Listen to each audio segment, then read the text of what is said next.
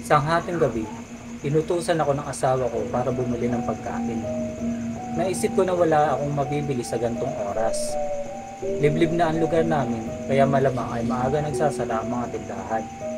Sinubukan ko pa rin maglibot-libot na baka sakaling may makita pa akong bukas na tindahan.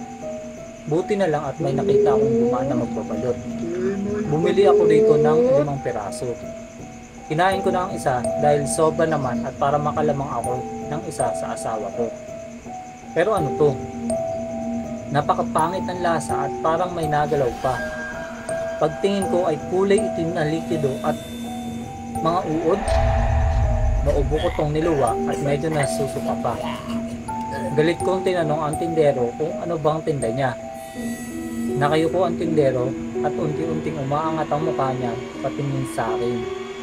Nanlilisik ang mga mata at may natulong itim na likido sa bibig nito habang tumatawa.